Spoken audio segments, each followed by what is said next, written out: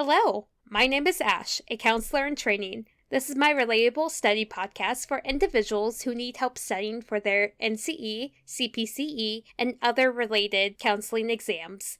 I'm going to go through many questions from multiple resources and make the answers relatable to both you and me. So get your listening ears on and let's get studying. Glasser's theory was popularized in educational circles after he wrote A. Choice theory, B. Interpretation of dreams, C. Positive addiction, D. Schools without failure.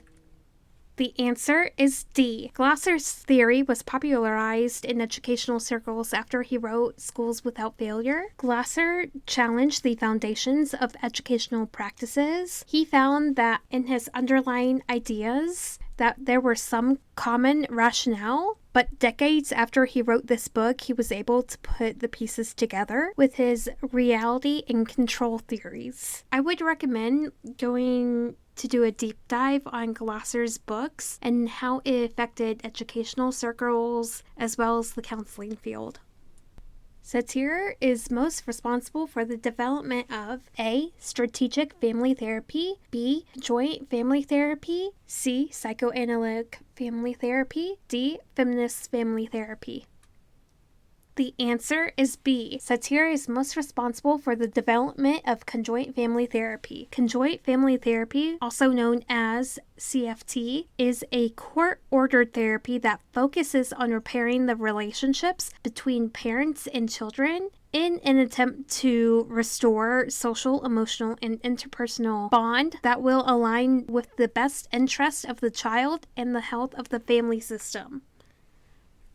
Glasser suggested 8 steps in reality therapy process. The final step asserts A. That the client and counselor be persistent and never give up. B. That some problems will not respond to any known plan of action. C. That counselors should contract with the client for no more than 5 counseling sessions. D. That a client who does not respond to the first 7 steps is most likely a borderline personality.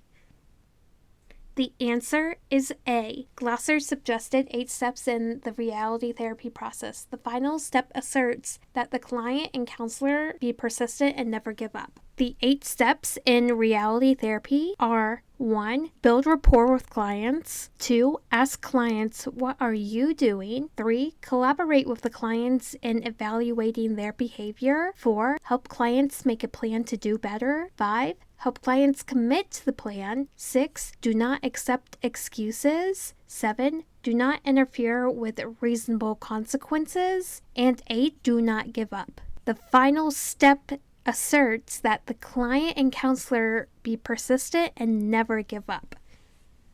The counselor teaches a client with anxiety how to do a relaxation exercise in order to relieve the anxiety. This is an example of which of the following techniques? A. Reframing, B. Operant conditioning, C. Substitution therapy, D. Reciprocal inhibition.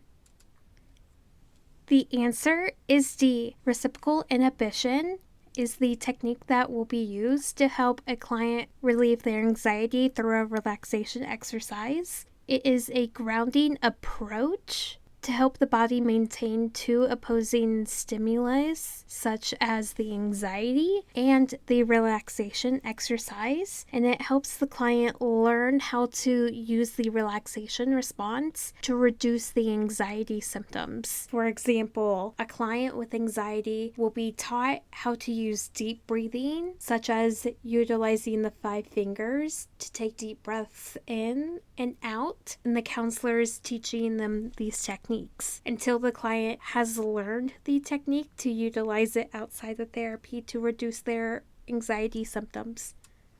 According to Glasser, a positive addiction might be A. Jogging, B. Gambling, C. Playing the office football pool, D. Playing professional football.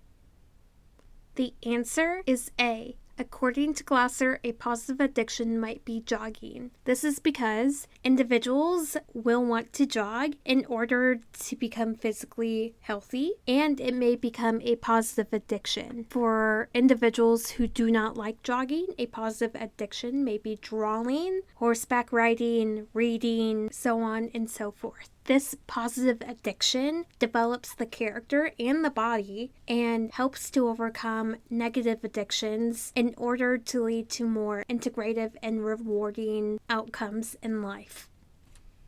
That is all 5 questions for this episode. Thank you for listening. Keep calm and study on.